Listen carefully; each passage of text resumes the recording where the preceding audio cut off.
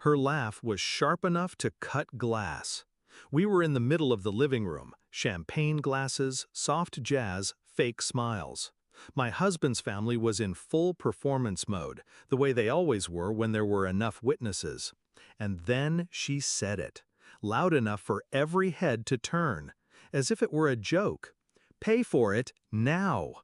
I looked at her, my sister-in-law, red lipstick, eyes glinting with the kind of pleasure only cruelty brings. The room laughed with her, until I stood up, until I said the one sentence that made the laughter die in their throats. 3 years earlier.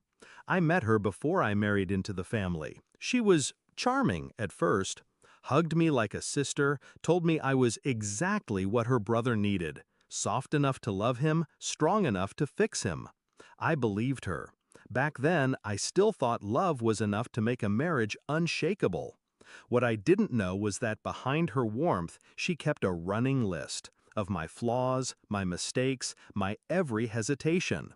She collected them like ammunition. The first cracks. It started small. Her comments shifted from playful to pointed. "Oh, you don't work? Must be nice." "Wow, he's paying for that dress." I brushed it off. Families have dynamics. This was just hers. But then, I noticed things. Private arguments between my husband and me would somehow leak to her. Details I never shared with anyone. He swore he didn't tell her. I wanted to believe him. Until the night I found her text on his phone. Not romantic, not sexual. Worse.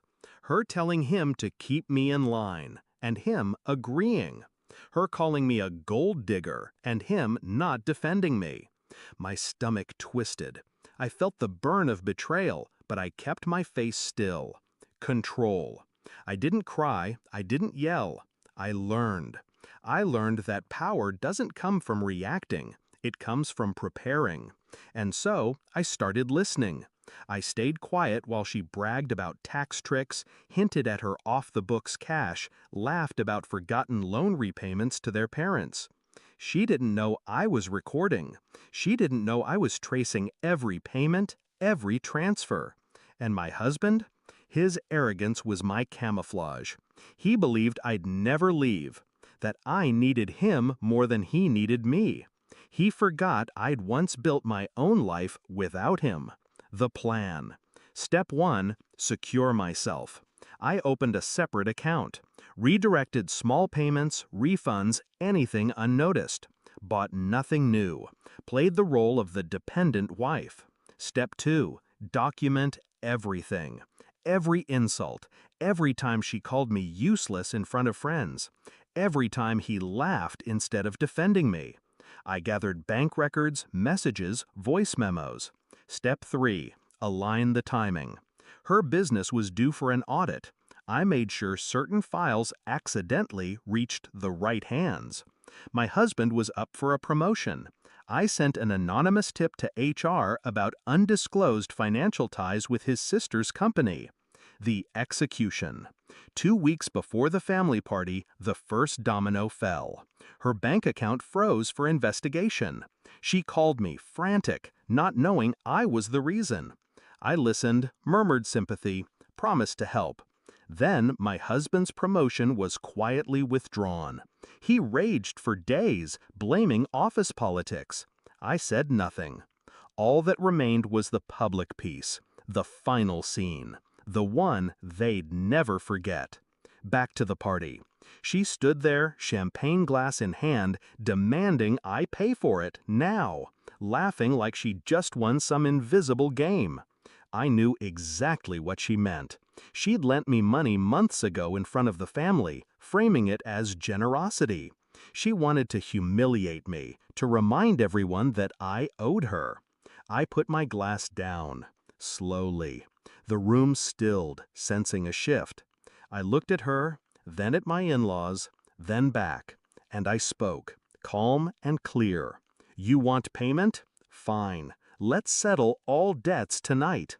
I pulled my phone from my bag, pressed a button. Her voice filled the room, my recording from months ago. And the cash? I keep it off the books so the audit never sees it. Her face drained of color. I stepped closer. "That's you, isn't it? Same voice, same laugh." Gasps rippled. My father-in-law's face turned red. My mother-in-law's smile cracked. I turned to my husband. "And here's you, agreeing to keep me in line." The second recording played. His voice, low and mocking, talking about me like I was property. The silence was so heavy I could hear the ice melt in the glasses. The payoff. I reached into my bag again, this time for a folded document. "Oh, and before I forget, here's proof of the $20,000 I repaid you last month. Direct transfer. You must have overlooked it." I placed it on the coffee table, like a dealer laying down the winning card. I could feel their panic blooming, the realization that their little power plays had been dismantled piece by piece in front of their own guests.